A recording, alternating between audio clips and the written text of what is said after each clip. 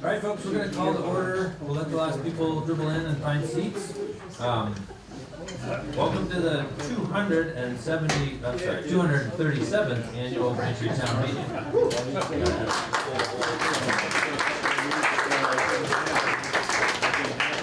My name is Jackson Evans. I've been lucky to be moderator for the last several years. Thank you for being here, for doing your civic duty, carrying on the tradition of town meeting. In thinking about the long history of town meeting and the impact that our once yearly gathering has on our community, I keep coming back to this idea of stewardship. Stewardship means a lot of things, but it can, in the sense of a community, what does stewardship mean? This year's town report is dedicated to Tom Cooch, rightly so, and I'm sure we'll...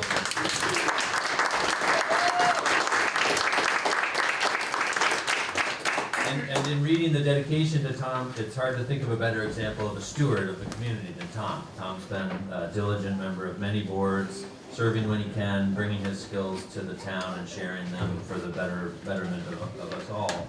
Later we're going to play Who's Been to the Most Town Meetings, and spoiler alert, Tom will win.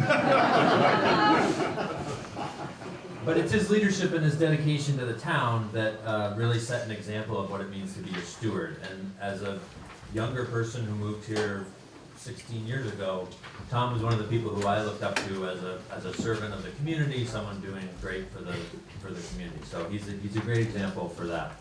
And there's many examples around this room of people who have served this community for many years, mostly volunteer basis, and we're extremely lucky to have such fine stewards among us.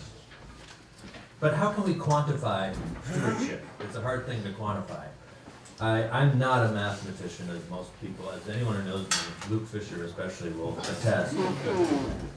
Tom is, but let's look at some of the numbers of how we might quantify stewardship. So this is our 237th town meeting. Let's estimate 50 people come to each of those town meetings. That's probably low. I'm assuming in the older days there were many more. But that, at minimum, that's 11,850 attendees. Some of them were the same people. I mean, Tom's been to half of those, I think, so he counts multiple times. But many, many people spending their morning on town meeting day here. Let's assume each meeting lasted 2 hours. I'm sure there were some that went much longer, but we'll just, for safety's sake, we'll say 2 hours. That doesn't include potluck lunch, but 474 hours spent in town meeting in Braintree. Multiply that by 11,850 people, that's 23,700 combined hours spent in this room, mostly in this room, and in another room up at the meeting house, making decisions that benefit the town. So that's a lot of stewardship hours.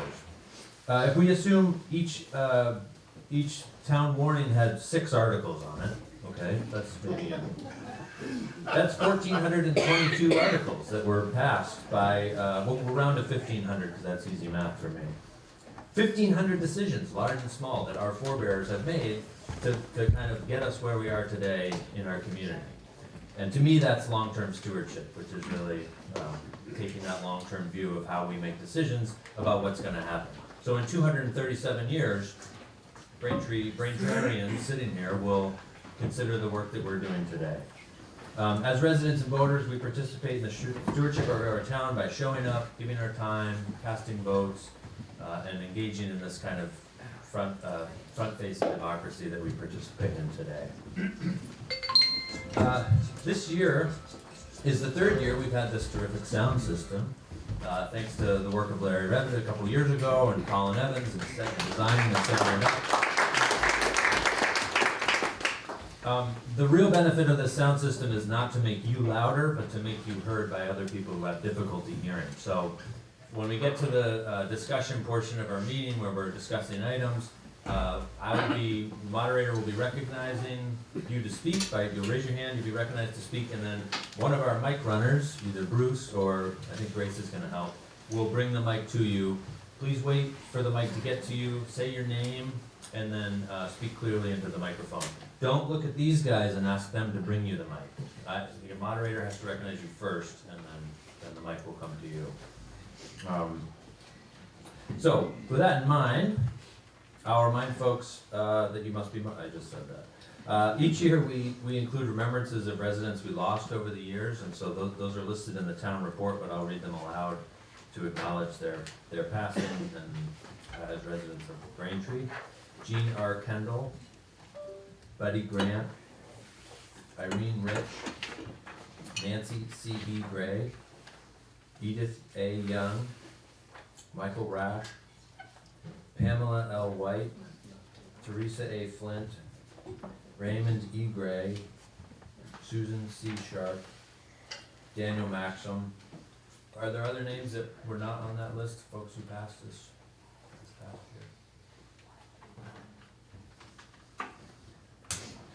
year? Also want to make some thank yous. First and foremost to the Braintree Selectboard for the work they do year in and year out to get us to town meeting, to manage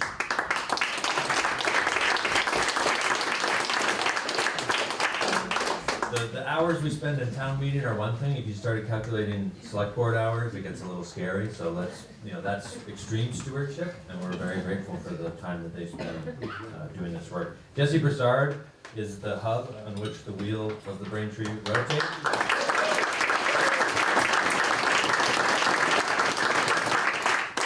He does a lot. And Grace Persons in the office, assistant to the town clerk.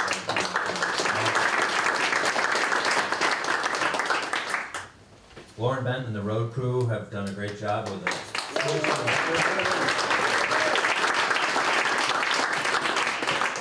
It's a winter that won't end, but we're grateful for it. And Linda Lubold, who every year says she's not going to do food anymore. Thank you for doing food again.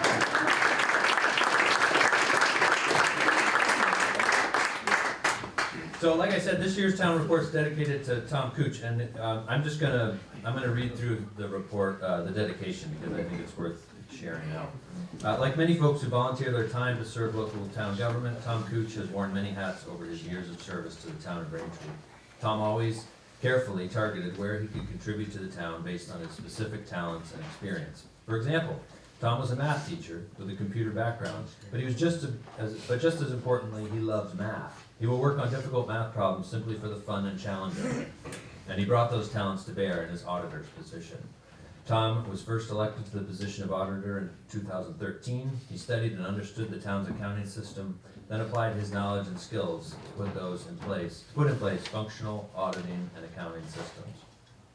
Tom worked diligently to make changes to ensure transparency, legal compliance, and alignment with standard bookkeeping practices. Going above and beyond, Tom also worked with other auditors to develop and implement a how-to manual for current and future auditors. Such important work in our small town. Tom also volunteered as a member and chair of the Braintree Conservation Commission. On the commission, Tom worked to facilitate invasive species management throughout the town. Anytime you see some old carpets along the side of the road, thank Tom, those are keeping the knotweed down. On the commission, Tom worked to facilitate, including on a town-owned property acquired through the FEMA buyout process following Tropical Storm Irene. Tom also worked with the road crew to test and monitor Japanese knotweed mitigation projects along roadsides in Braintree. Tom brought his background as a lifelong ham radio operator to his role as the communications officer for the town's emergency management team. He helped set up the zone coordinator emergency radios, scheduled radio practices, and made sure that the systems were routinely tested in both stationary and mobile configurations. Tom also established and operated the VT alert system on behalf of the town. But most of all, across all the work he did for the town, Tom was consistent, reliable, and a team player. First he volunteered, then he showed up when needed, and when called to do so, he was willing to step in to lead. Whenever he said he could do something, he did it and did it well. Tom has lived in Braintree for over 50 years. When at the last town meeting, the moderator asked for a show of hands of people who had been to 10, 20, then 30 town meetings, Tom was the last man standing, having been to 50 town meetings. He is truly a part of Braintree history. Thank you, Tom, for your service and dedication to the town.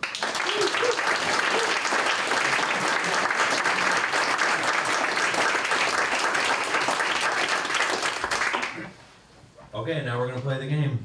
Who here is attending their very first Braintree town meeting? First time? Just one. Who's been to more than 5 town meetings? Okay. Who's been to more than 15? Math starts to get harder, so I'll give you more time. How about 30?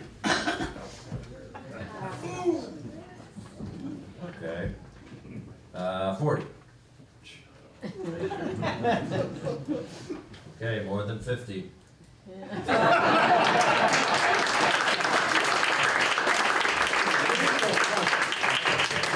Do I dare ask more than 60? Okay. Well, great, thank you.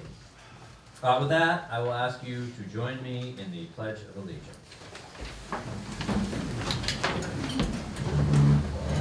I pledge allegiance to the flag of the United States of America and to the republic for which it stands, one nation, under God, indivisible, with liberty and justice for all.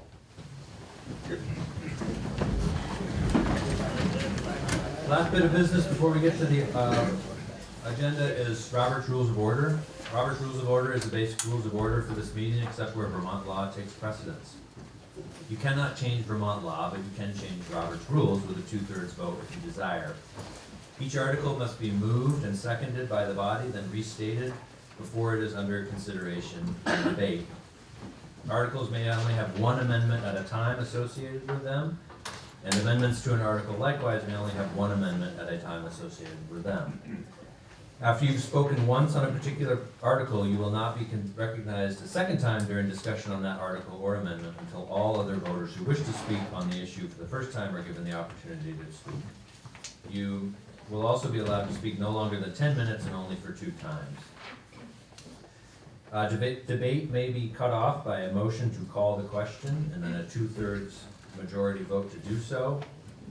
All motions, remarks, and discussion must be addressed to the moderator. I will do my best to recognize you in the order that you've raised your hand. You'll be recognized to speak. You must be recognized to speak, even to call the question. So you can't just shout out, call the question. You have to be recognized. After being recognized, please stand up, wait for the microphone from Bruce or Grace, and speak in a clear voice so your comments may be heard. Remarks must be confined to the merits of the question. Under no circumstance will the speaker attack or question the motives of another member. The measure, not the member, is the subject of the debate, and at no time will a person be accused of giving false information or of being a liar, or that a comment is a lie. Instead, a person might say that I believe there is strong evidence that the member is mistaken. Vermont law prohibits consideration of articles that have not been warned. This means you cannot take binding action under the article Other Business, and you cannot amend warned articles such that deal with business that has not been warned.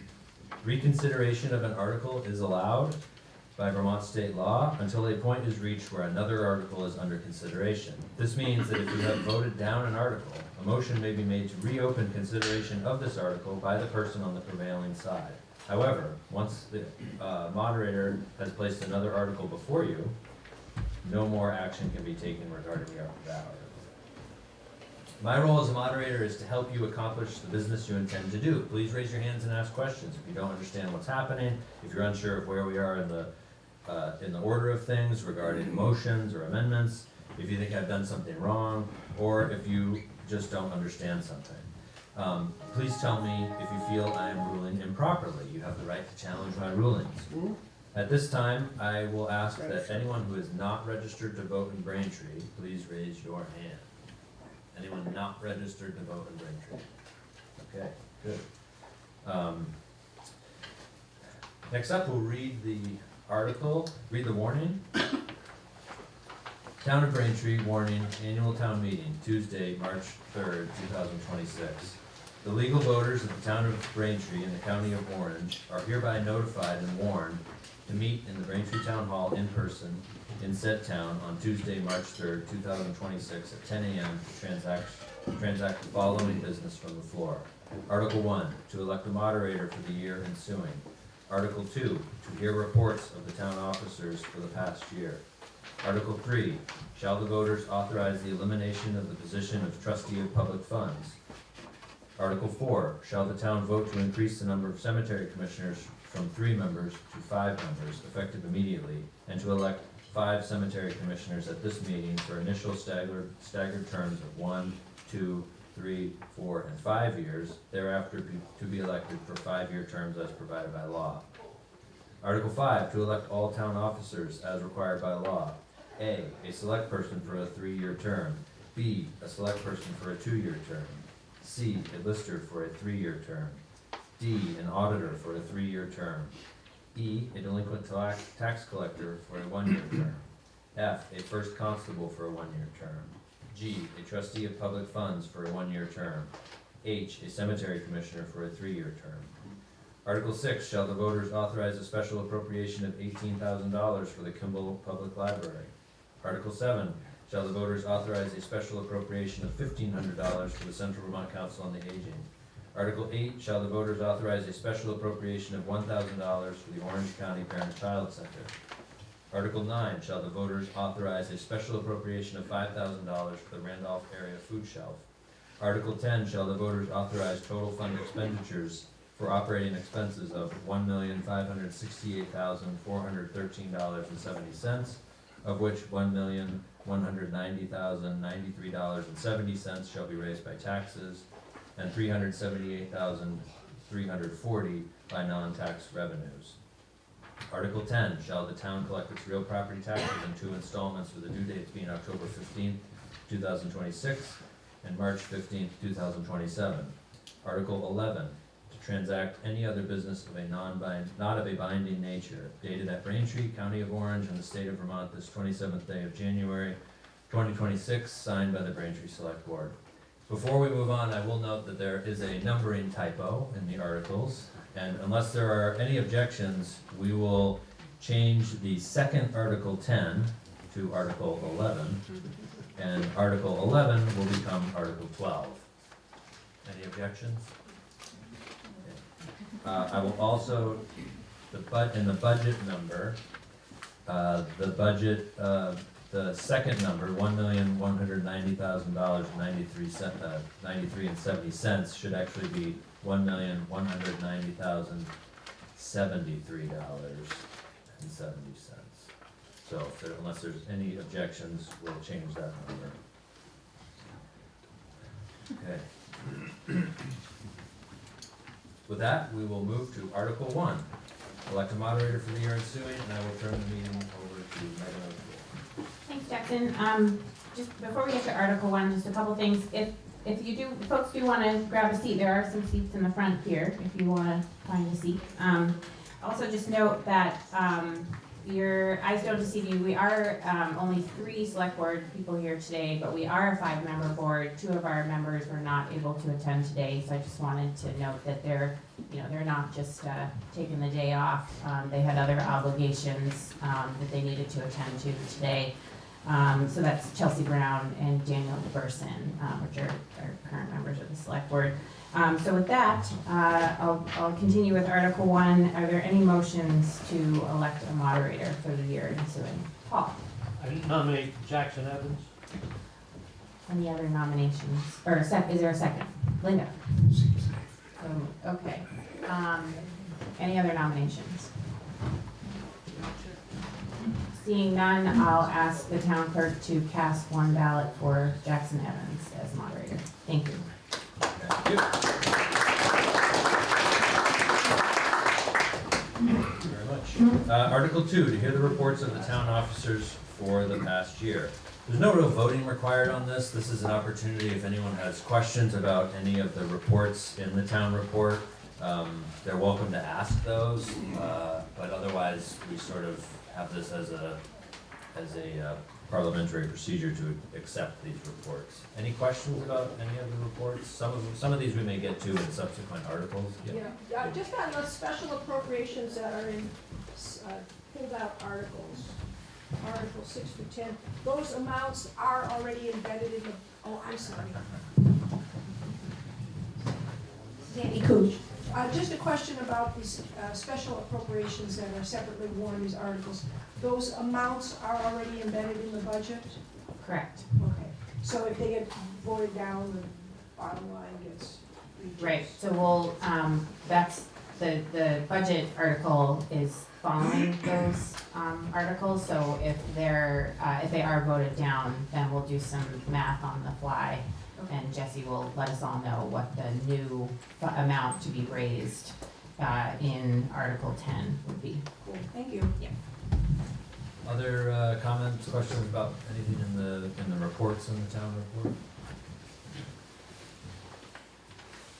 Okay, hearing none, we'll move on to Article 3.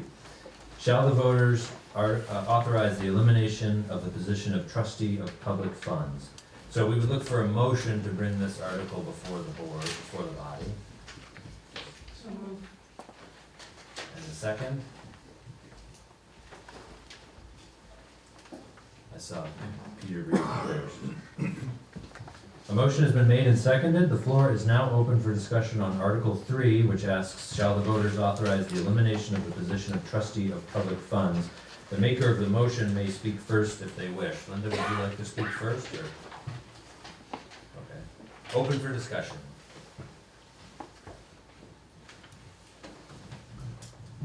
What is the role of this position and who's gonna take the responsibility without the position? Jesse, you want to answer that? So basically, up until now, it's been being handled the way it's always been handled ever since I came on board. And the role of the trustee of public funds is to take care of any of the monies that we have in trust, which is basically cemetery funds. So as I understand it. But in asking our lawyer a few questions regarding the trustee of public funds, I found out, and reading the statute, you're supposed to have a board of 3 members, and it's not like, okay, so you don't have 3 members, you can just have 1 or 2. It's either you have 3 members or you don't have a board. And so if you don't have a board, it just reverts to the treasurer anyway. So it just makes sense to just not have the trustee of public funds anymore, and the treasurer just takes care of it. Thank you. Other questions? Other discussion on this item? All right, are you ready for the question? Sounds like it. The motion before the body asks, shall the voters authorize the elimination of the position of trustee of public funds? Voting aye means you wish to pass the motion. Voting nay means you wish to defeat the motion. All those in favor say aye. Aye. All opposed say nay. The ayes have it. The motion carries. Article 4, shall the town vote to increase the number of cemetery commissioners from 3 members to 5 members, effective immediately, and to elect 5 cemetery commissioners at this meeting for initial staggered terms of 1, 2, 3, 4, and 5 years, thereafter to be elected for 5-year terms as provided by law. Motion to bring this, Jesse? Second? Nancy? All right, Jesse, you have, motion's been made and seconded. The floor is now open for discussion on Article 4.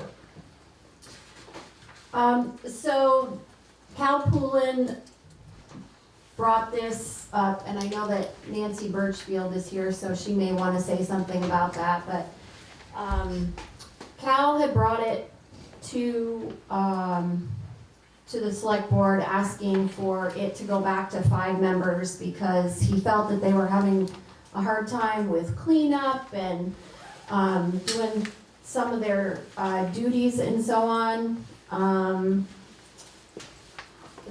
So my feeling is, having watched it be 3 members, go to 5 members, go back to 3 members, I think it's, by statute, it has to be staggered 5-year terms. So 5 years is kind of a long time for people to commit to, and so maybe the first year or 2, somebody will, if you can find 5 people to commit, it only takes a year or 2 for people to kind of start petering out and so on. I think we just need to do a better job of just keep our 3-member board and do a better job of finding people to volunteer to help clean up these cemeteries in the springtime every year. So that's all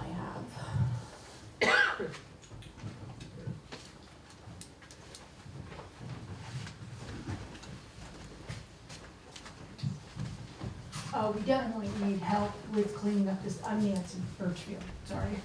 We definitely need help with cleaning up the cemeteries, and we need to work on that. We've announced it, and unfortunately, it coincided with green up day, and so that didn't work out. The problem with only 3 of us is that we can't predict when somebody's comes forward to say, you know, when somebody dies, and it's usually fairly quickly after that the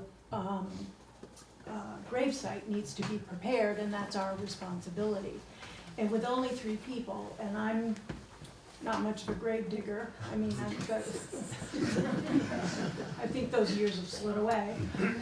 It really, for cremains, we dig the grave, but then we have to find somebody for a full, you know, casket and to dig that grave. And sometimes it's been done with just a few days' notice.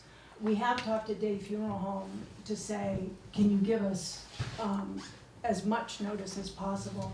So the 2 other members have full-time jobs. They're both, and sometimes they have to be out of town. And when someone wants to purchase a plot, our policy is that 2 of us will be at that meeting with the person purchasing the plot. So there's not down the road, a he said, she said, that we have notes, somebody to take notes and track what was decided or not decided, or whatever. So that was it. We need more bodies. We definitely need more bodies for cleanup, but I'm hoping we can do that by, over the years, gradually promoting cleanup day and not having it the same day as Green Up Day. But then we just need other members, and there may be some other way to do this, to fill in when people want to meet with us, to buy a plot, when a service has to be held. That's it, I think. That's the dilemma. Other discussion?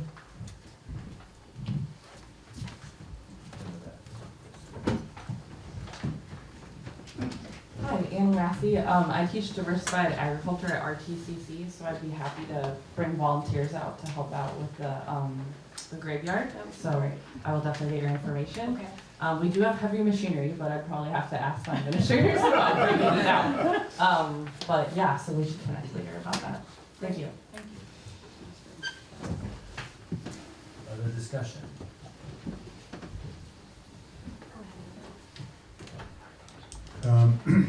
Lou Helmuth on the select board. It's kind of a double-edged sword. What Nancy was talking about is, you know, really important work that has to get done. But I'm a little worried about going to a 5-member board, each of whom is carrying a 5-year term. We have trouble recruiting the volunteers for all those years of stewardship, and so. You know, and state statute says we either have to have 3 for short terms or 5 for really long terms. And it's just the way it is. And so to follow on your really generous, great offer, Chelsea Brown at, I think our last select board meeting or one before, had the idea of just, you know, consciously and intentionally putting together a list of volunteers, right? So the cemetery commission wouldn't just have its 5 people to go to, it might have its 3 members, but a list of 15 people, you know? And, you know, I'm probably more likely to be able to get out on one of those calls, sure, I can do it on Thursday afternoon, then I'll sign up for a 5-year commitment.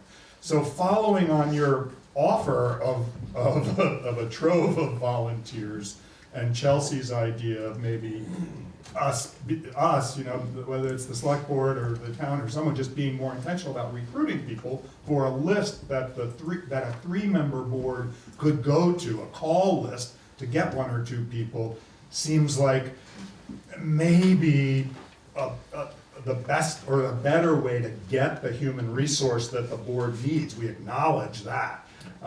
But I'm worried about the 5 members, 5 years. So I'm inclined to maybe stick with 3 and see how a more intentional effort to have a volunteer call list goes.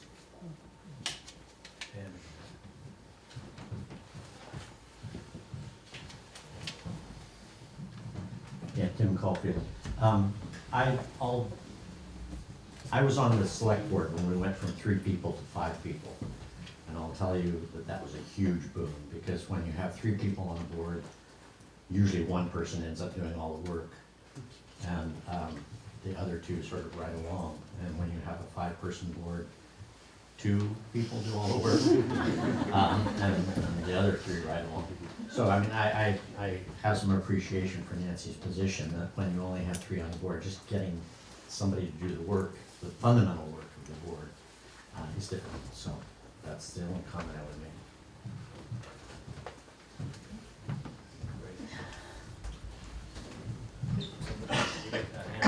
With that, Grace, that's on your side.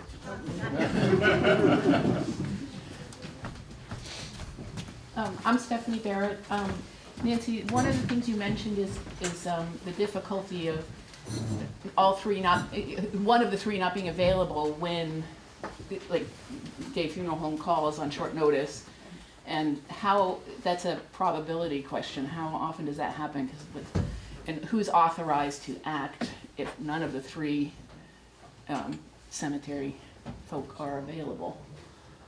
Is the town clerk, is somebody else authorized? I'm just trying to understand the logistics of. Nancy, do you know, or did somebody remember? No, I don't know, because we've never had that happen. Mike. Oh, I'm sorry. No, I don't know, because we've never had that happen. We don't have a lot of burials in a year's time. Most are cremains, so digging a cremains grave, which I've done, is not that big a deal. And I'm the clerk, and I'm retired, so I have, you know, time and things to do that. But there's just other legwork, repairing stones, things like that. And Lou, to your point, if, you know, it's hard to get 5 members for 5 years. That's absolutely true. This is not a popular committee. We really, it would be nice if we could have more, just so they come to the meetings. The meetings are once a month from April to November, and do that. Now, I don't know, Jesse, I don't know if you know if the commission, I guess the commission can do whatever it wants, is what I keep hearing. To your idea of having a list of people. I'm not sure what you're alluding to as far as doing whatever you want, but I was gonna say that I would be willing to be one of the second people to sit in on these meetings if you don't have 2 people on the cemetery commissioner when you're selling a lot, because I've gotta sign off on the paperwork anyways, and it might be just as easy to have me there as not, because then you don't have to try to meet up with me at some other time.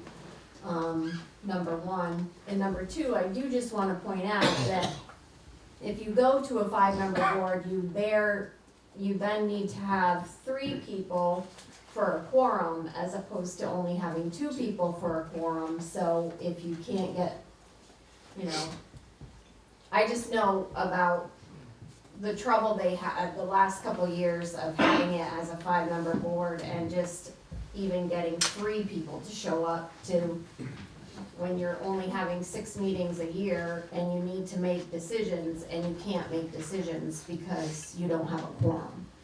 So That's the only other thing. Megan, you got it? Yeah, I just wanted to answer Stephanie's question about, who can act if the cemetery commissioners are unavailable. The statute creating the cemetery commission says that if there is no cemetery commission, or if the commissioners are not able to perform their legal responsibilities, that falls to the select board. So I guess I would offer the suggestion that, in the future, Nancy, when there is a communication about a burial that needs to take place, that maybe there could be one representative of the select board that, is in the loop on those communications. Conveniently, our road foreman serves on the select board and so is often available at the town garage and town office during business hours. So without even asking, I'm gonna volunteer Lauren to potentially be that point person, but also because I know we've also talked in the past when you've come to select board meetings about the road crew helping with the physical logistics of burials, and I think we're still interested in assisting you with that, and of course the road crew would have the manpower and the machinery to assist with that to the extent that it's feasible. So I just wanted to offer that as well, that, because the select board does have that legal responsibility alongside the cemetery commissioners, that, we could also help with just that issue of having the numbers that you need in those situations.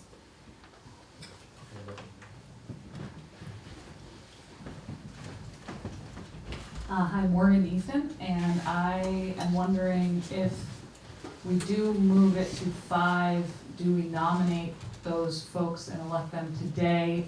If so, is there a show of hands, 2 different show of hands? Is there anyone here that is immediately interested in serving on this commission? And second, show of hands, how many people would be willing to write their email down to join the volunteer list immediately today? Can we ask for a show of hands for those things? Sure, we can poll the room. So, hands up if you would sign on for a 5-year cemetery commission term, or initial staggered terms within 5 years. You don't have to, no pressure. Okay, raise your hands if you would sign up to be on an email list. Wow. All right. Okay, that's a straw poll of the room. Thank you. Other discussion?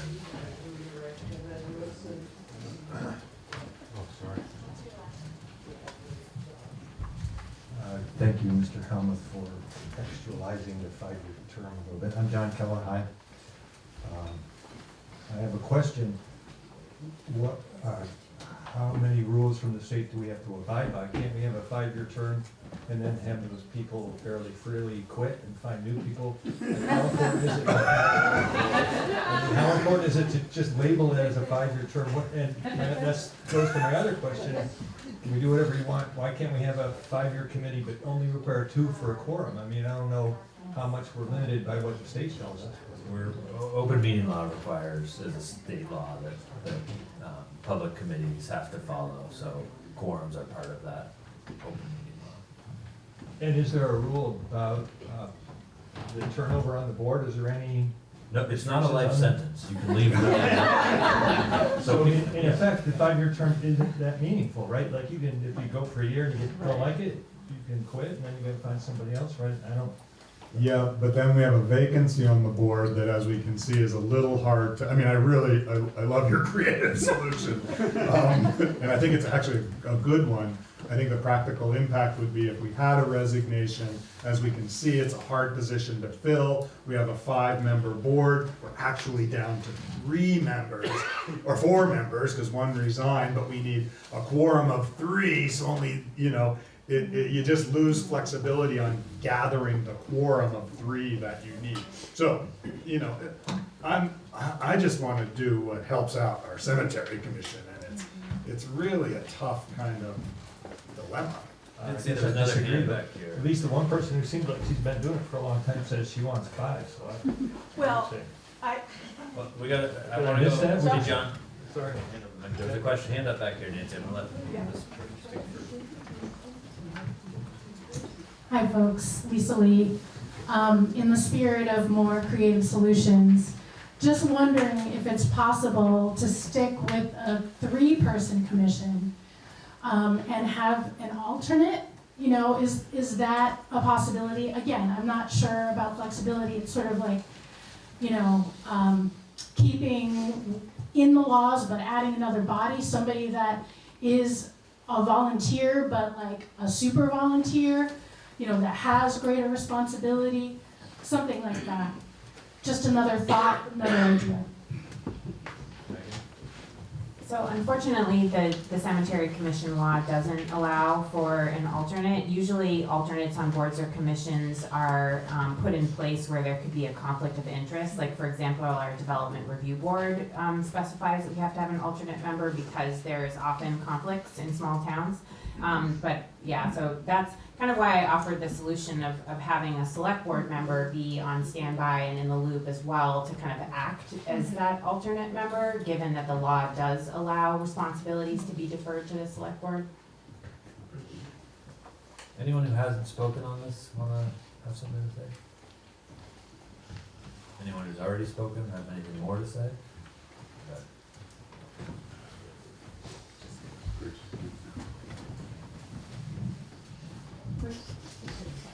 I already turned it on.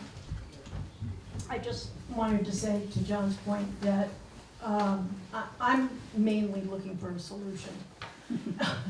And we had come up with the idea of alternates. And we're told, no, that's not, we can't do that. So I assume that the list that you proposed is acceptable? I think the list would be, if I got this right, Lou, like a list of volunteers that could help with the more routine kind of maintenance and chores that need to occur, but then a select board member could be designated as kind of on call to help in situations where you need two people to be at a grave site, or you want to coordinate with the road crew to help with digging a grave or the other logistics. So the list would just be the volunteer core, and then the select board person would be there to really assist in your responsibilities as commissioners. I saw Morgan's hand. Is it allowable to pass around a notebook while we're all here? Because I don't know how many more times we'll have all those hands that were raised in the same room. We can do it at lunch. At lunchtime? Okay, so if you rose your hand, don't forget to write your email down before you leave. Other discussion?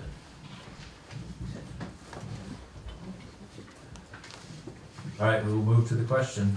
A motion has been made and seconded. The main motion before the body asks, shall the town vote to increase the number of cemetery commissioners from 3 members to 5 members effective immediately, and to elect 5 cemetery commissioners at this meeting for initial staggered terms of 1, 2, 3, 4, and 5 years, thereafter to be elected for 5-year terms as provided by law. Voting aye means you wish to pass the motion. Voting nay means you wish to defeat the motion. All those in favor say aye. Aye. Those opposed say nay. Nay. The nays appear to have it. But we will pass that email list around and build a robust list of volunteers to continue the stewardship of our cemeteries. Thank you, Nancy. Article 5, to elect all officers as required by law. As we go through these, I will remind a second is not required. It's a nice vote of approval, but it is not required for a nomination. So we will move into Article 5A, a select person for a 3-year term. This is a seat currently held by Megan O'Toole. Are there nominations? I nominate Colin Evans.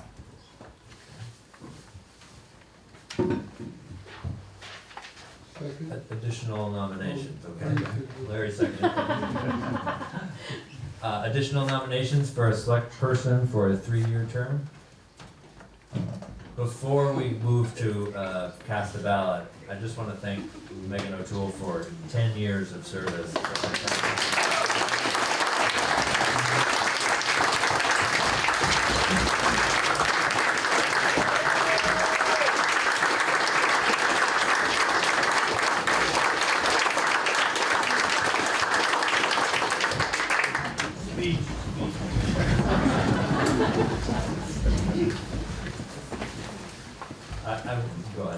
Well, thanks everyone. It's always been an honor to serve first as a member of the select board and then as chair. I'll note that when I did become chair, it was a total surprise brought on by Richard Bowen, who's sitting in the back, who pretty much just handed it to me during our organizational meeting after town meeting one day. So it was quite shocking, but I've gotten over it. And I was just chatting with Lou before the meeting and remembering when I attended my first select board meeting as a member, the norm was for select board members to stop by the town office on Friday evening before the weekend before a Tuesday select board meeting to pick up their paper copy of the select board meeting packet for the Tuesday night meeting the next week. And I remember emailing Holly Jarvis, who was our administrative assistant at the time, and saying, can you just email this to me? Like, do I really need to stop by the town office to pick this up? And she's like, oh, yeah, no one's ever asked for that before. And then when I showed up to my first meeting with my iPad, with everything on the screen, I think everyone was a little shocked. But since then, we have not, we've moved away from paper pretty much entirely. I even get Lauren to text and email me sometimes. Exciting. And I think that I bring this up because it really is significant in demonstrating the ways that town government have changed in the last 10 years. It's been a quick turnaround. I mean, everything is online now. Towns are held to legal obligations that are really based in, electronic communication and maintaining an adequate website.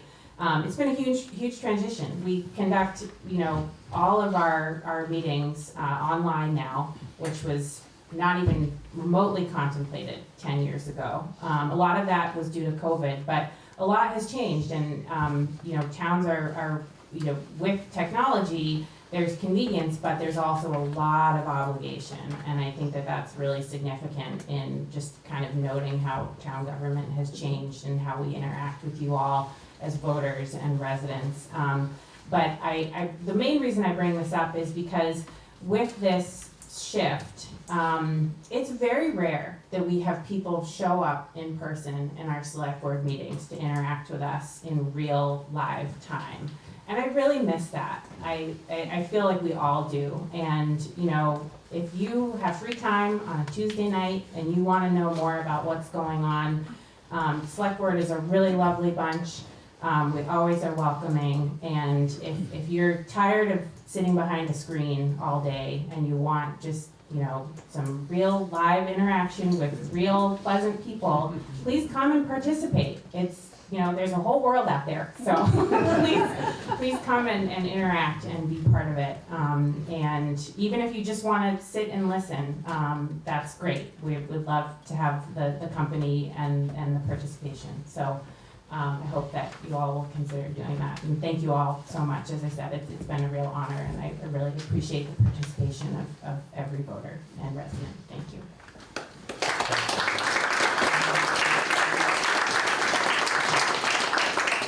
Stewardship and action on the select board, and as someone who's been to many select board meetings, it is a lovely time. I would highly recommend.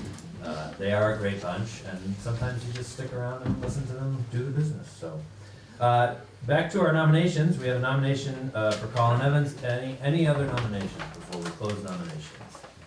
All right, hearing none, I ask the town clerk to cast one ballot for Colin Evans for a select person for a 3-year term. Colin's not here. That's how you get signed up.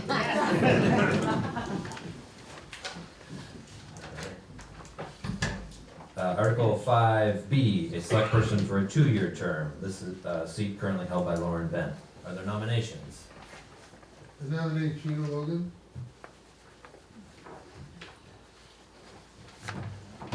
Other nominations? I have a question. Lauren, do you wish to get off the committee? No. No, then Paul. I nominate Lauren then. You were not recognized, Oh. however, I will nominate Lauren Bent. What's the first name, please? Regina Logan. Other nominations for a select person for a 2-year term? All right, hearing none, we will close nominations and we will move to paper ballot vote because we have 2. So in Robert's rules, yes. Sorry, Gina, you wanted to? I'd like to withdraw my nomination, thank you. Okay.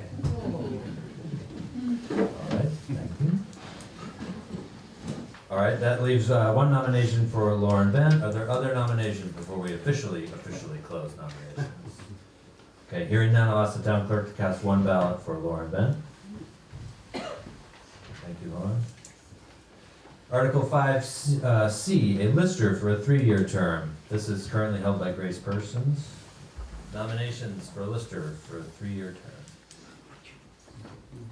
I nominate Grace. Jesse nominates Grace Persons. Other nominations for a lister? Hearing none, I'll ask the town clerk to cast 1 ballot for Grace Persons.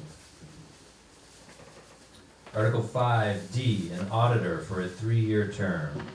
Currently, this position is held by Allison Jassen. Nominations? I nominate Allison Johnson. Allison Jassen. Other nominations? Hearing none, I'll ask the town clerk to cast 1 ballot for Allison Jassen. Article 5E, a delinquent tax collector for a 1-year term. Currently, this position is held by Jesse Broussard. Other nominations for delinquent tax collector for 1-year term. Hearing none, I ask the town clerk to cast 1 ballot for Jessica Broussard. Article 5F, a first constable for a 1-year term. Currently, this is held by Stephen Broussard. Are there nominations? I nominate Stephen Broussard. Other nominations for constable for a 1-year term?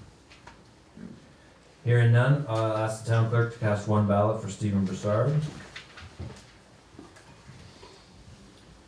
Article 5G is a trustee of public funds, but we abolished that in Article 3, so we will cross that one off our list.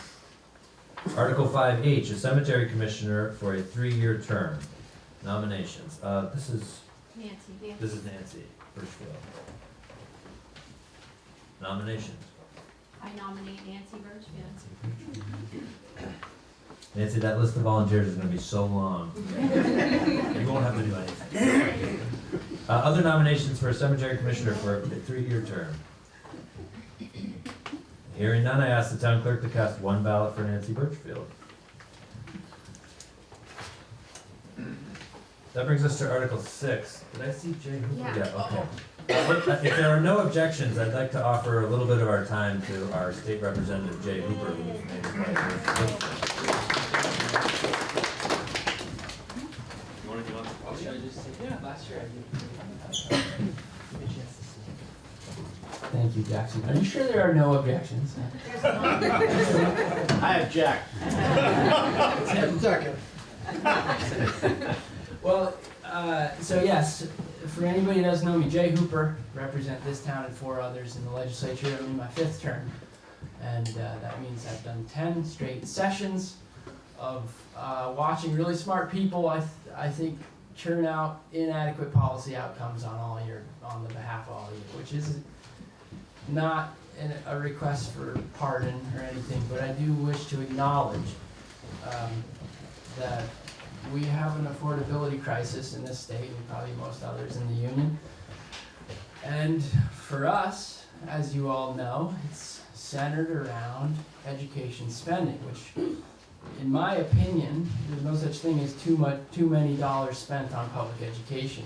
There is, however, a lot of times bad math associated with a lack of spending guidelines.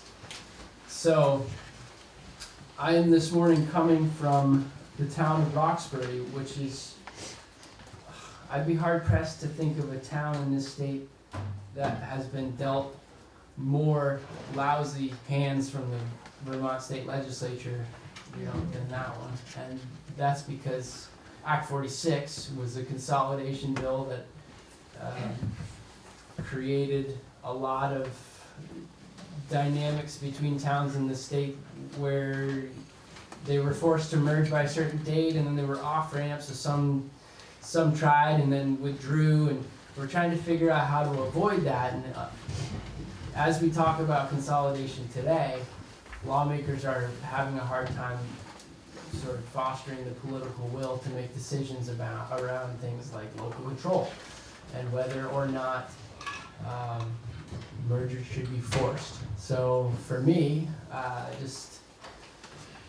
my instinct says that if we make it a voluntary process, then the concept of strategic mergers kind of that's not exactly the emphasis of the merger if you put it to voters. So I guess one of the things I asked the town of Roxbury just now, and I hope to ask all of you as well, is would anybody want to try and define local control as a way to say why we would need to keep it? My opinion, just full disclosure, is that it firstly doesn't exist, but it's worse than a myth. It's a farce.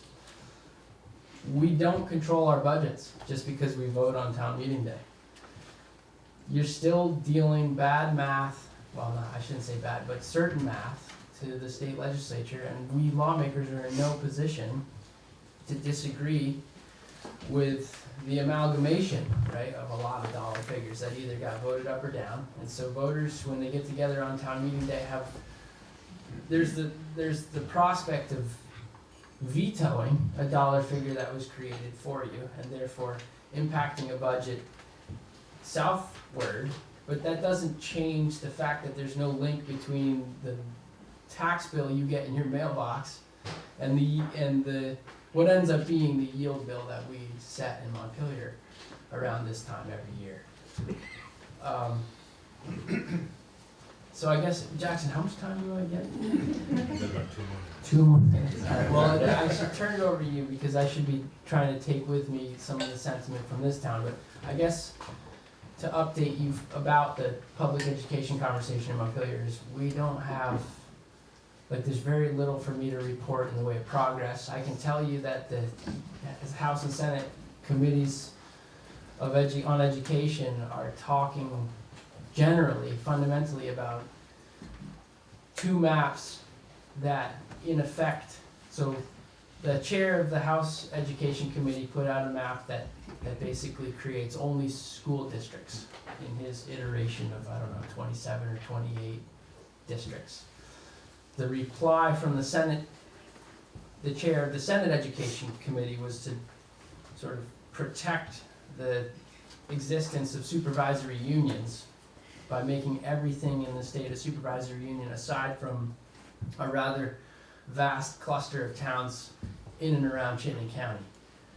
So I guess all of this is to allude to a conversation that we're sparring with each other in, which is school choice, tuitioning, education quality standards, independent schools. When we rewrite the governance chapter of Title 16, there are lawmakers who would like to do so such that it eliminates independent schools.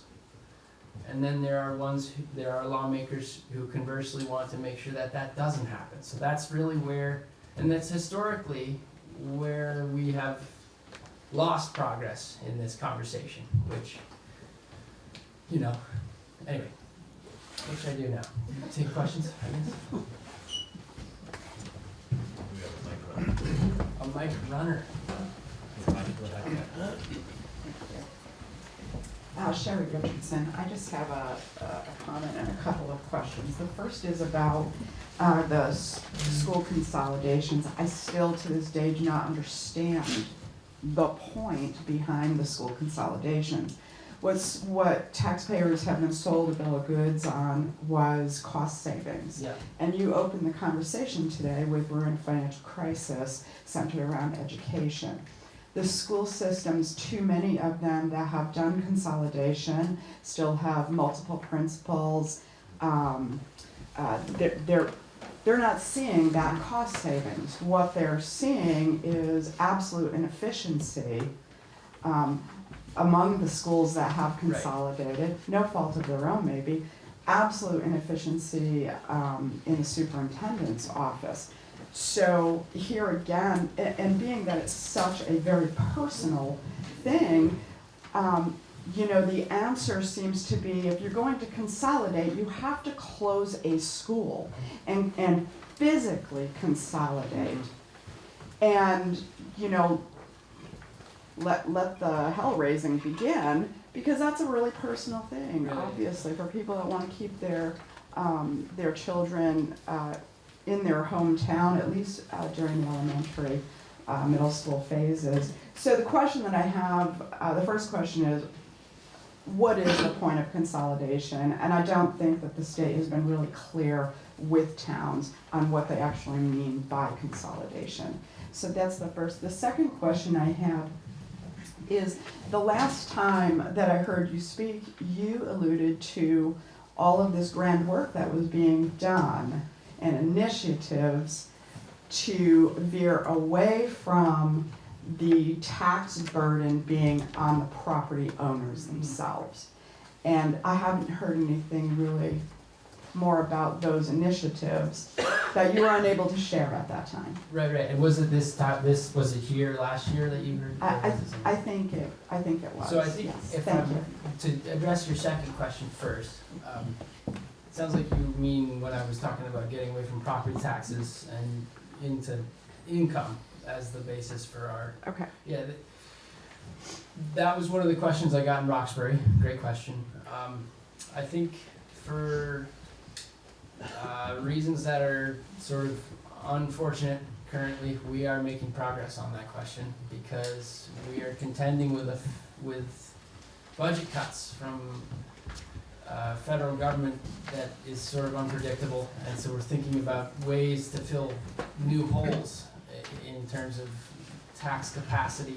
One of the I don't remember the number of the bill, but we have a wealth redistribution concept we're considering, which is to tax people who make over $500,000 a year at 3%, at a 3% increase, and then double that, $1 million or greater, at an additional 2% for a total of 5%, which I think will generate north of $500 million per year, and I'm not sure sort of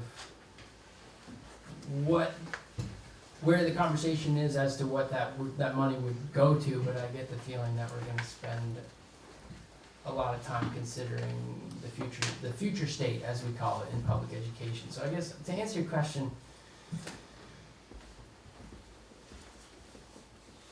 yes, we're going to continue to talk about getting away from property taxes, but the conversation about the future of public education in Montpelier is it's both fractured, it's underdeveloped, and it's still siloed. So going back from town meeting week, I'm hoping to get my colleagues to start talking more about the same policy package in each committee room so that we can kind of get an answer to that question, because we don't really have one right now. And your first question was? Consolidation. Consolidation. Especially no answer to that question.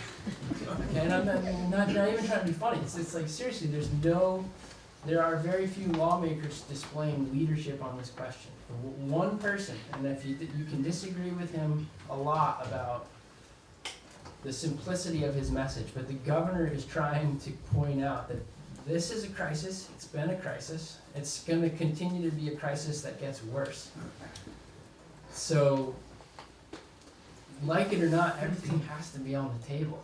And you have to think, I explained to Roxbury, with public education in Vermont is not a one-size-fits-all kind of thing. You can't just create a policy like Act 46 and be like, good luck, savings will come. They didn't come.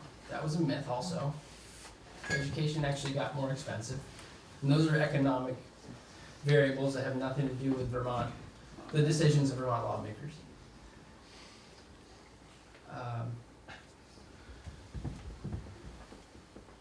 It's basically a no two sizes are the same. It's all about geography in this state. So basically I think that's why I said, I kind of floated if you're talking about voluntary mergers versus putting the question to, or as opposed to not giving the question to voters, like, you know what I mean? Like, we have to be strategic about, and my opinion is that closing small elementary schools isn't gonna create savings. There's no data compelling us to that. Like, there's nothing that says that that's gonna happen.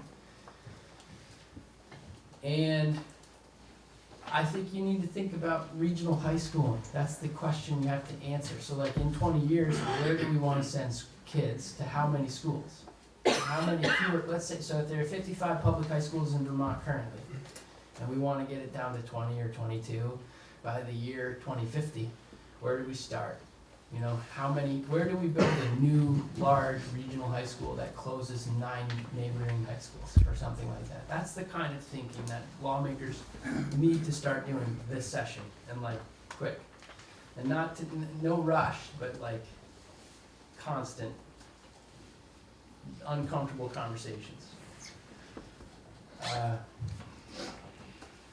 And I think universalizing career technical education is gonna be the way we bridge these things together. But the House leadership continues to maintain that we're gonna go into this summer having voted on a map, a new district, a new set of districts, which is just like, what? No way. Like, I can't see that happening, but anyway, Good time for one more question. Mike? Way in the back.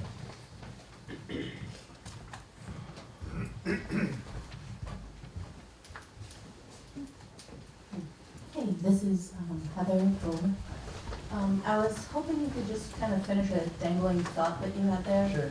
Where you brought up that Roxbury got dealt a really bad hand. Yeah. And I think, based on what little I know, that maybe you were alluding to, I think they were one of the ones that got merged and now they're in Montpelier's? Yeah, so the way it went with Roxbury is they are an incredible good faith actor along, like they did everything that they were supposed to.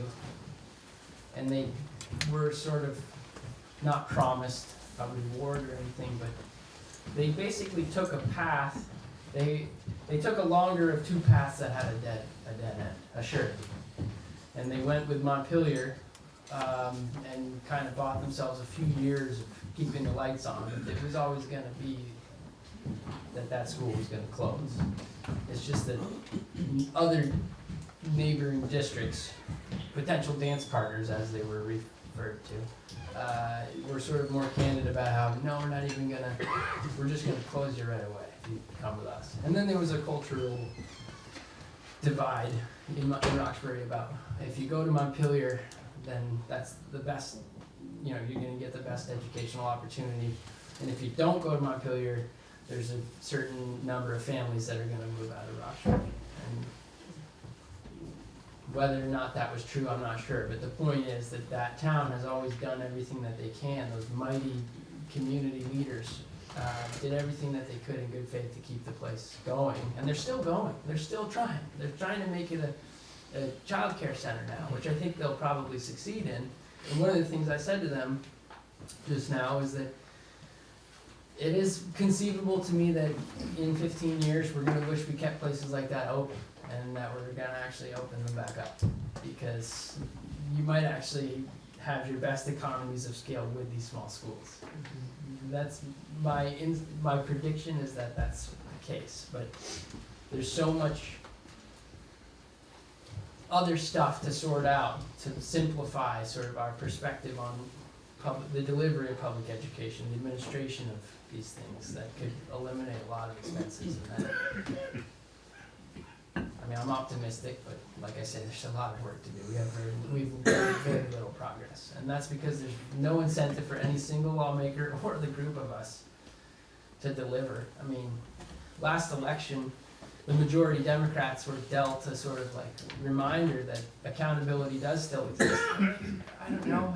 I think that might have been an anomaly. I don't know that this election will be like that, and they're gonna be like, oh, geez, we sure didn't deliver. You know what I mean?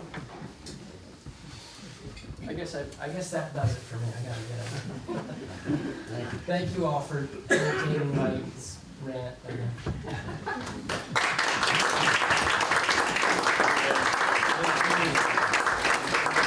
He's always available by phone or email, so please reach out to him or our other representatives, all very receptive, so.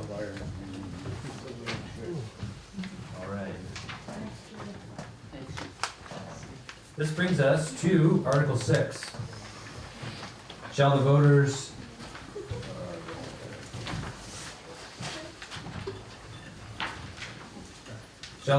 authorize a special appropriation of $18,000 for the Kimball Public Library? Motion, I look for a motion to bring this before the body. Tim Caulfield, I see, a second. Okay. A motion has been made and seconded. The floor is now open for discussion on Article 6. Shall the voters authorize a special appropriation of $18,000 for the Kimball Public Library? Tim, you have the privilege of speaking first, if you wish. Tim Caulfield. And I very seldom complain about the select board, but in this case, I think that these articles are misrepresenting the situation. What it's really asking for is an increase of $3,000 on this appropriation. If you all look at the bottom of page 32, you'll see the comparison of what it was last year versus what it was this year. And if you combine all of the 4 articles that address these same issues, the total change is $2,500. So these are really small numbers. These are the core of our community. They're the core of the safety net that we supply we try to create for people in the community. The library is just a core piece of our community. If we lost it, we don't know what the kids would do. Same with all the other 3 that are marked. So I just want to make it one time rather than standing up 4 times, and just encourage everybody to approve these appropriations for the next 4 articles. So. See Paul.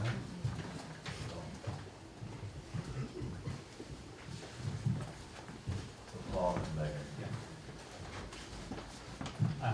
I would just ask that Megan give the same explanation for why we have these 3 articles before us that she gave at our pre-meeting last week, which I thought was very helpful. That they are here for a particular set of reasons, not because of the amounts, but because of the process. And so, Megan, I will turn it over to you. Thanks, Paul.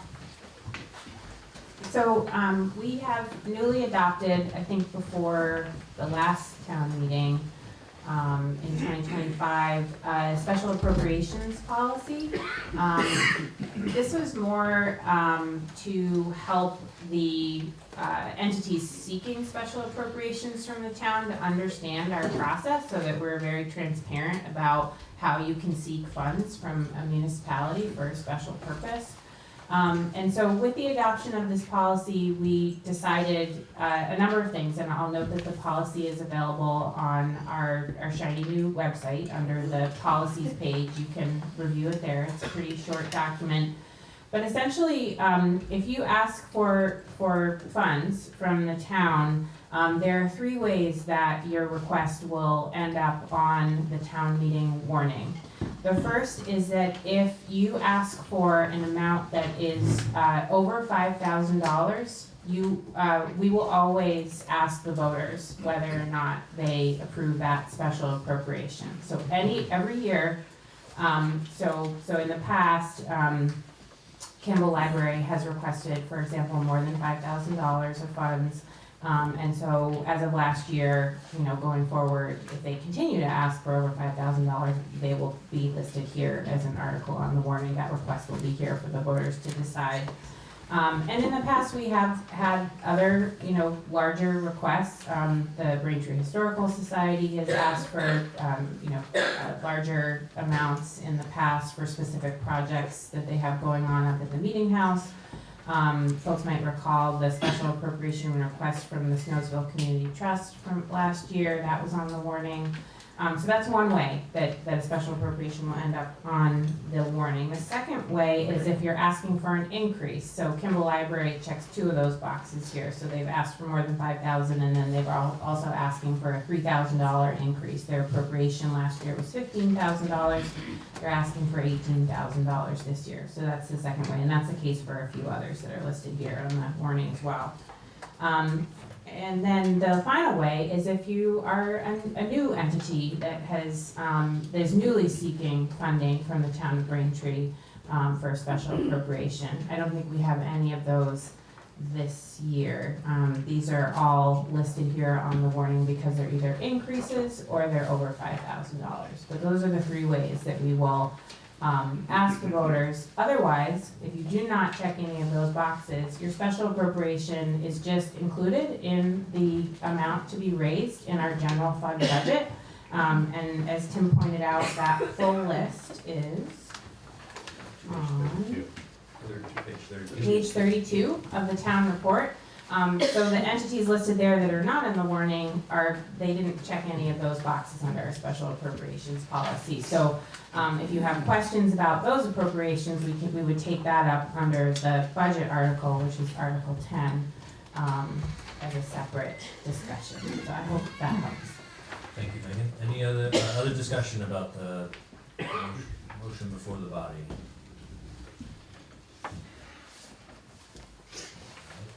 Hearing none, we will move to the question. The motion before the body asks, shall the voters authorize a special appropriation of $18,000 for the Kimball Public Library? Voting aye means you wish to pass the motion. Voting nay means you wish to defeat the motion. All those in favor, say aye. Aye. Those opposed, nay. The ayes have it. Article 7, shall the voters authorize a special appropriation of $1,500 for the Central Vermont Council on Aging? I would look for a motion to bring this before the body. I got Alex and Gina. One of you's got a second.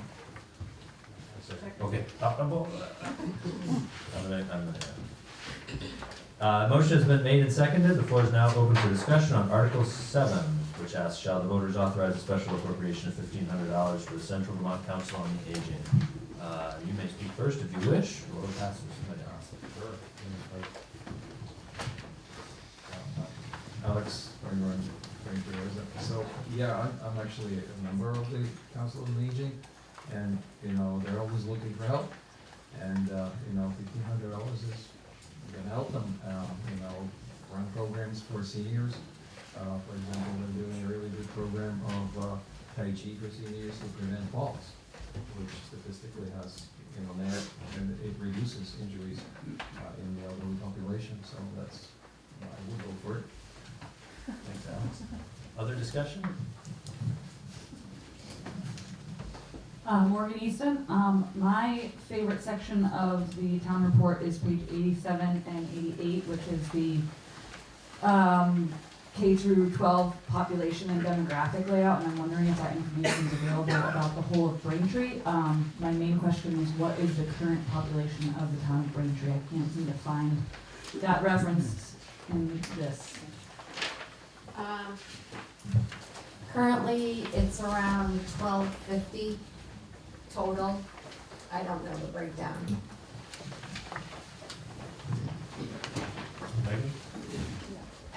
Morgan, I don't know if in your question you're wondering, given that this article is related to CVCOA, but they do state in their report on page 49 that this past year that they have provided services to 69 Braintree residents.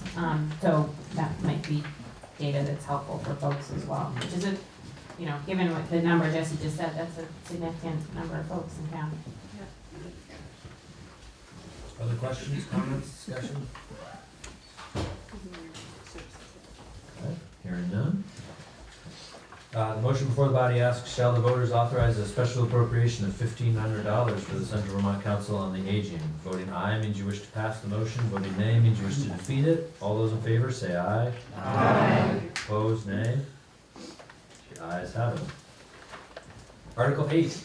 Shall the voters authorize a special appropriation of $1,000 for the Orange County Parent-Child Center? Motion to bring this forward?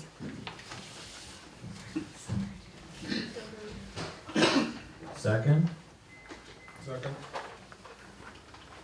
All right, the motion has been made and seconded. Shall the voters authorize a special appropriation of $1,000 for the Orange County Parent-Child Center? You have the privilege of speaking first if you wish. Anyone, open for discussion?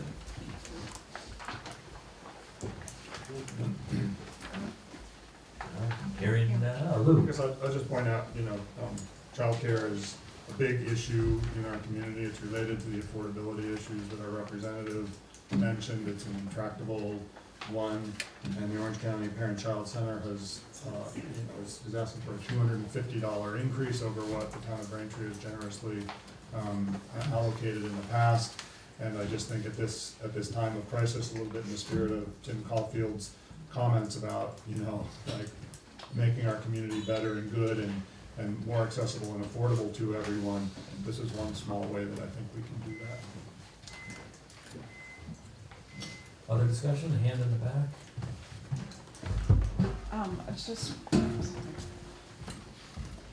Just wondering if there's anybody here that can tell us if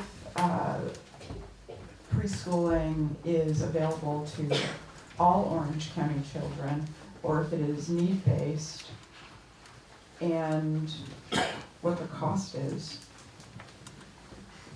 to attend the program. Anyone in the audience able to speak on that? Megan? Sorry, Sherry, are you asking about the services at the Orange County Parent-Child Center specifically, or within the district? Sorry. Specifically, but I really want to know, is this program open to all students, all Braintree children, all, children in Randolph, or is it specifically need-based for your entry into the program, and what the program actually costs to attend if a Braintree child wanted to attend there? So the program is absolutely open to Braintree residents. Some folks might be aware that we've actually had a lot of involvement in the funding of the new facility that's nearing completion on Route 66. The town of Braintree essentially sponsored a state grant for the center to help with their funding staff to make the project happen. This was a state grant through the Agency of Commerce and Community Development that they really relied upon to make the project happen. And we have had discussions with them about how what communities will be eligible for enrollment, and of course they assured us that because of our involvement and because of the service area of the center, that of course Braintree families would absolutely be eligible to enroll. I can't answer your questions about the need-based part, but I know that their enrollment is currently open, and we can follow up with you and put you in touch with folks that could answer your questions with more detail. And if I may, with my recollection of our conversations with them are that there are need-based criteria. I don't know what they are, and that's my recollection. It is need-based. They have limited spots, and it is somehow algorithmically calculated, including need. So it may not be open to all Braintree children. That's what was my question. Because they have a limited number of service slots, I believe that's true. And those children may not have the quote-unquote need, whatever that looks like. Microphone? I don't want to answer your question, Jerry, because I'm just not sure of the answer. I mean, I know that we've been told that the facility will be open to Braintree residents for enrollment, but like I said, we can follow up with you. If I may just follow up, wait for the mic, right on. I just want to say that if we're not talking about a huge amount of money, I'm absolutely supportive of the Orange County Parent-Child Center and the children, etc. But I would also like to say that if these nonprofits are coming forward and asking for money, somebody should be a representative to be able to answer questions. Just my thought on that. Thank you. I saw Stephanie's first. I just, it might be helpful next year if there's a report from them in the. There is some. Yeah, I didn't see There it. should be What one. page? Page 51. Oh, 51, okay. Missed it. Yeah. Hi, Eric Griswold. Don't have any specifics on enrollment, but I have 3 kids at home who are not enrolled, but the parent-child center has provided services beyond just like daycare, preschool, and enrollment. They provide, there's play groups, additional activities. They do holiday events, a trunk or treat activity, which is open to anybody and everybody. So even if you don't have a child enrolled, you can still participate and go to these events, which is an amazing opportunity for anybody. Thank you for that. Morgan? Just to build off of that, something that the Orange County Parent-Child Center has is a cart, a community cart that they go around to different communities. It's a van that has a mobile freezer and fridge, and they give out all sorts of goods to families that need them. They park at the Randolph Rec Field, and they've also been invited to come to the Braintree Bluegrass Brunches to serve some of our Braintree residents. If anyone has locations in Braintree that they know they'd like to see that Orange County Parent-Child Center community cart, it is very mobile, so if there's any opportunity in Braintree that it could be located for a pop-up event, reach out to them. Other comments, discussion? All right, hearing none, we'll, the motion before the body asks, shall the voters authorize a special appropriation of $1,000 for the Orange County Parent-Child Center? Voting aye means you wish to pass the motion. Voting nay means you wish to defeat it. All those in favor, say aye. Aye. Opposed, nay? Ayes have it. Thank you. Article 9, shall the voters authorize a special appropriation of $5,000 for the Randolph area food shelf? Look for a motion to bring this forward. Luke, second. Linda? A motion has been made and seconded. The floor is now open for discussion on Article 9. Shall the voters authorize a special appropriation of $5,000 for the Randolph area food shelf? Luke, would you like to speak? Open for discussion? Is there a food shelf in Braintree? No. Because there's no, well, is there interest in setting up a food shelf in Braintree as well? There is no food shelf in Braintree, but, the Randolph area food shelf is open to Braintree residents and, frequently serves residents of Braintree. And, I think Braintree's probably too small of a community to support its own food shelf. And so in this instance, we pool resources and try to be more efficient in directing people to the food shelf and Randolph.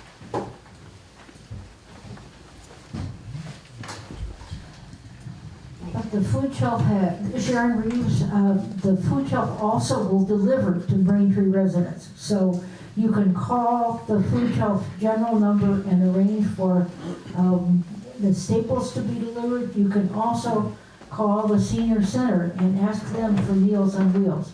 So if you know of Braintree people who have food needs, some being staples, others being prepared meals, you should just follow up on both of those. The Randolph Senior Center and the Randolph Area Food Shelf, okay? Other discussion? All right. Motion before the body asks, shall the voters authorize a special appropriation of $5,000 for the Randolph area food shelf? Voting aye means you wish to pass the motion. Voting nay means you wish to defeat it. All those in favor say aye. Aye. Those opposed, nay. The ayes have it.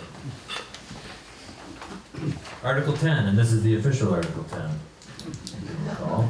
Article 10, shall the voters authorize total fund expenditures for operating expenses of $1,568,413.70, of which $1,190,073.70 shall be raised from taxes and $378,300 by non-tax revenue.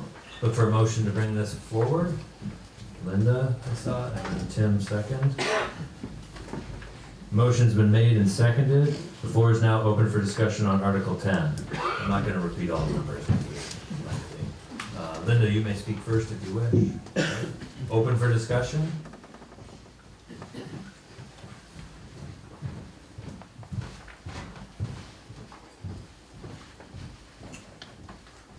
Going once. All right, motion has been made and seconded before the body asks, shall the voters authorize total fund expenditures for operating expenses of $1,568,413.70, of which $1,190,073.70 shall be raised from taxes and $378,340 by non-tax revenue. Voting aye means you wish to pass the motion. Voting nay means you wish to defeat it. All those in favor say aye. Aye. Opposed? The ayes have it. Article 11, formerly known as Article 10. Shall the town collect its real property taxes in 2 installments, with the due dates being October 15th, 2026 and March 15th, 2027? Motion to bring this forward? Yep. Me. Second? Motion's been made and seconded. The floor is now open for discussion. Wish to speak? No, doing just fine, leave where it is. Any discussion? In the back here, you know,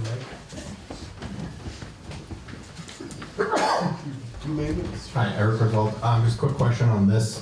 So the current schedule follows a payment of a 5-month difference and a 7-month difference in between payments. And I'm just curious why on that schedule versus an even every 6 months.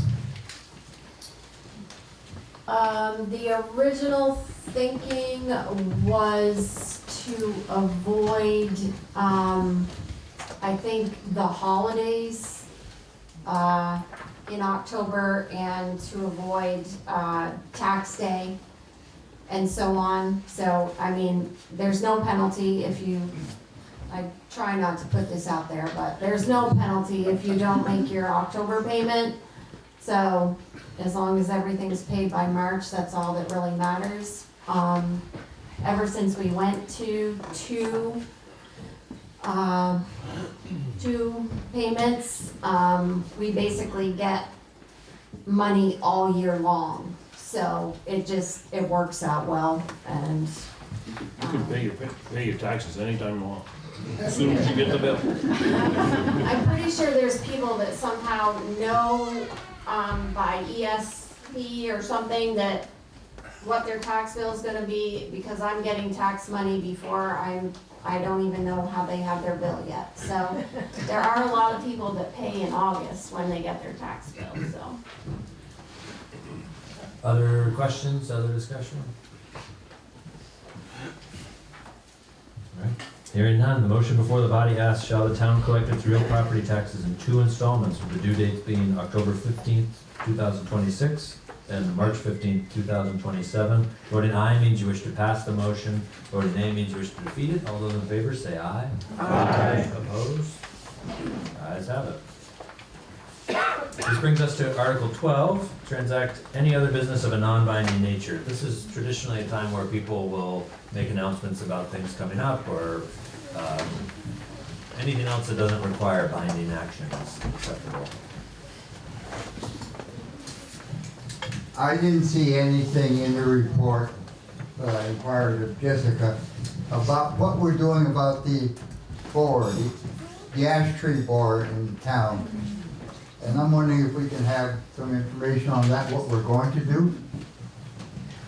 Thank you. I've got Paul.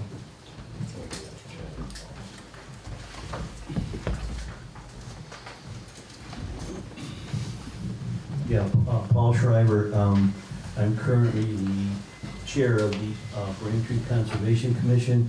And to answer your question, for the past couple years, we've certainly been aware and interested in figuring out what to do about the EAB. And last year we applied for a small grant from the state and did a lot of work.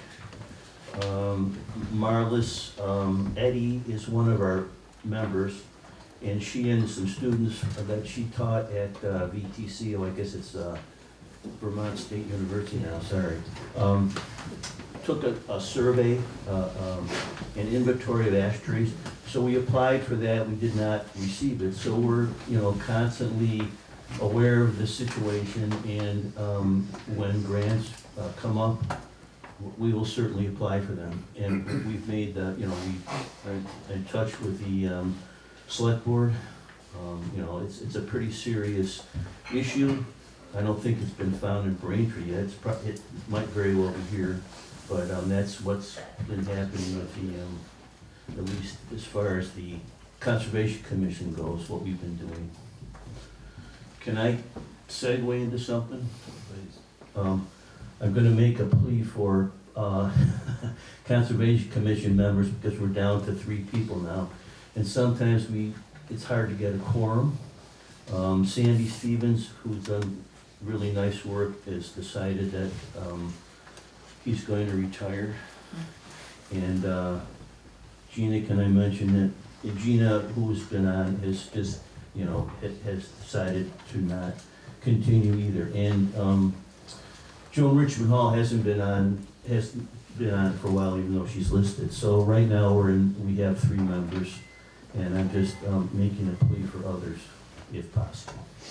You can add that to the You volunteer list. you see, I think you see a select board member, and they will automatically appoint you. Not automatically on the spot, but an appointment. This is an appointment. It's an appointment.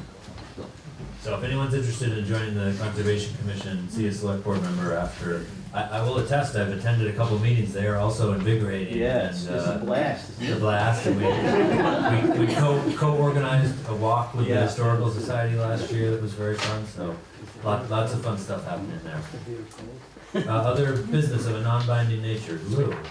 Just to follow on the theme of recruitments, the Planning Commission is another area where there's a pretty phenomenal opportunity and need. The Planning Commission over the last couple of years has really done an amazing heavy lift in terms of first redrafting our town plan, and then redrafting our bylaws, our unified bylaws of zoning ordinance to comport with the new town plan that had been drafted, and also a whole lot of changes in state law to make sure that the Braintree Unified Bylaw meets state law. Malcolm Fitzpatrick, Paul Kendall, Nathan, Jen Phipps, and Jackson. Really, like I attended a lot of the meetings as a citizen, and it's incredibly important work. And so I thank all of you for the incredible job that you've done. I will momentarily ask Paul Kendall if he might say something about his thoughts on current needs. But right now, as our representative said, with the affordability crisis and new state laws relative to affordable housing requirements and changes in Act 250, there's a whole lot coming down the pike that's changing the planning landscape. And we had a really interesting conversation at a select board meeting within the last few weeks. We as Braintree, we all know how unique this particular place is, right? I mean, whether you want to look at it numerically or geographically, or the numbers of post offices that we have and gas stations and stoplights, however you want to analyze it, Braintree is wildly unique. And so, with all these external pressures from the regional planning commissions and the state legislature and everything, our local planning commission is really a phenomenal place to have really local impact on how we want to play in the state efforts to accomplish all of these things. So, Paul, would you like to say something? I just invite you to follow on if you care to. But I do see it as a really wonderful opportunity for someone who cares to have a real impact to join this powerful team.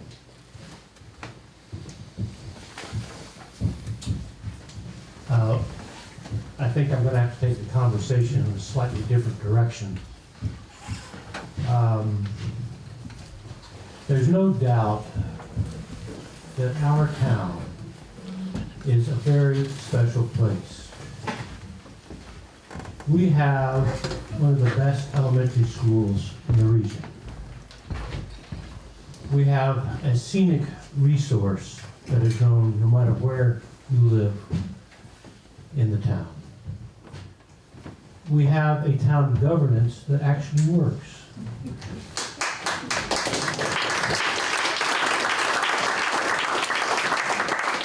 And we have a town highway department that also really works.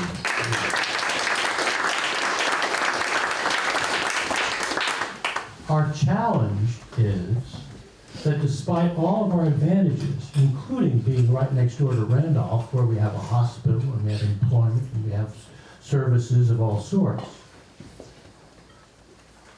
we have a population that, like the state as a whole, is aging. And we are not making room for a younger population. Look at our elementary school statistics. These are very concerning.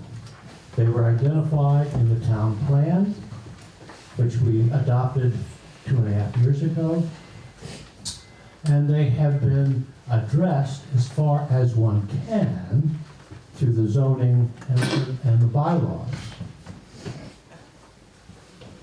The issue is not a zoning issue. It is, in my opinion, both a cultural issue for all of us in this room. We, who control the land, there's no public land here or state land to build housing on. The land in Braintree is owned by us. And if we don't make room for new housing, then where are people going to come? How are people going to come? I see the issue going forward, not just for the Planning Commission, but for the Development Review Board, because the Planning Commission does not administer anything. It just puts ideas out there.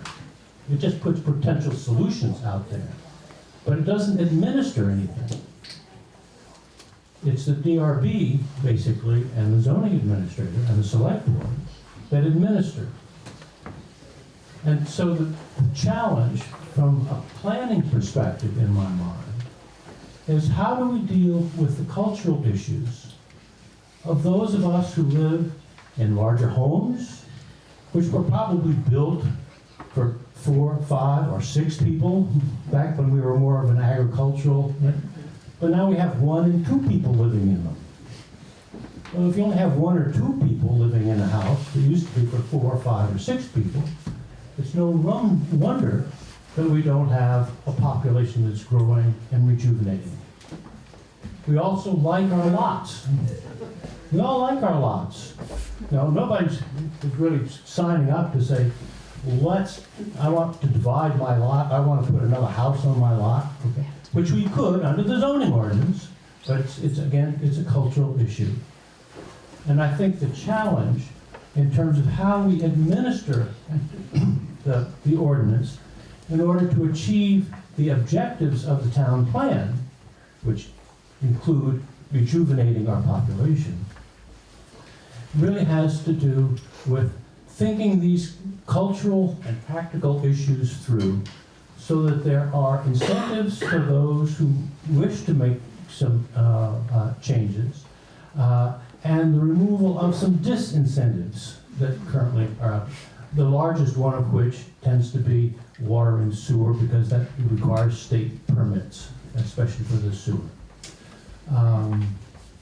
So when I say I'm going to take Lou's comments in a slightly different direction, it's only to say that I think that the challenge ahead of us is not just before the Planning Commission. I mean, you can study stuff to death, you know, but how do you get it implemented? It is a joint function between the Planning Commission and the administrative arms of actually executing, implementing the bylaws. So I will just leave it there, but just look at our difficulty today in filling positions, okay? This is a big challenge. We cannot continue to be a vibrant community if we don't have the people and the younger people and the children for the future to keep it the kind of town that we love and draws us to stay here. Thank you.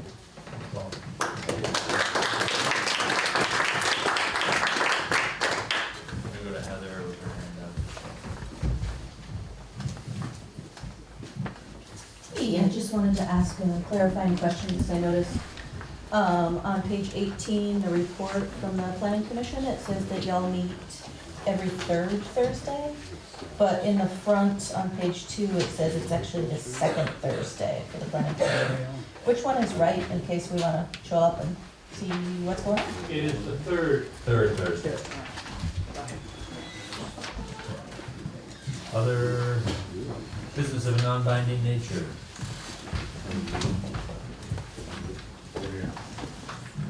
Megan.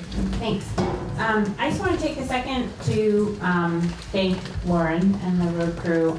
We really lucked out this year. I feel like every time we have a vacancy on the road crew, it really is a panicked moment for us, because really the only infrastructure that we are charged with maintaining in the town are the roads. And they're obviously really critical for all of us. And you know, when Lauren indicated that he was willing to step into the role as road foreman in town, we were just so relieved. He has just so much expertise that I can't even name, and is also just such a leader, and really cares not only about the town highways, but I think about everyone that lives here. I mean, Lauren will absolutely be the first person to stop and help you if he drives by in the truck and sees that you need help with anything. He's just a really caring individual. So I just wanted to say thanks to Lauren, and then also to other members of the road crew, Chris, Pete, and Charles are the other members. So, if you see them out and about, please just, give them a smile and a wave. And if you have any questions about the roads, the town garage is just a phone call away. But thanks, Lauren.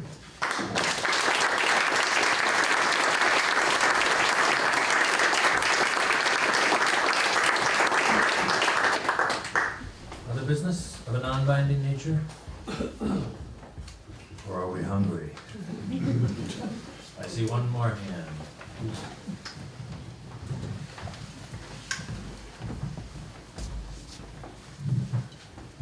I'm just curious, a show of hands, how many people in this room have children in school pre-K through 12? That's really great. Thank you for attending. I also just really want to shout out to the Braintree kids for figuring out how to get to the skating rink every single day after school this year. They were the most savvy kids in using the bus system to get dropped off at the rink right after school. And today we are celebrating 67 days of skating in Randolph. So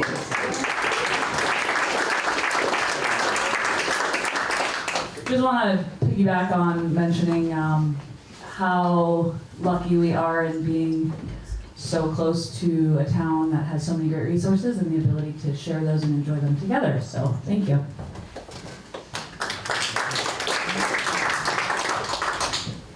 Other closing thoughts? This side of the room has been very quiet over there. Anybody have anything burning? All right. With that, unless there's anything else, we can look for a motion to adjourn. Linda, second? All right. All those in favor of adjourning, say aye. Aye. All right. We are adjourned. Thank you very much.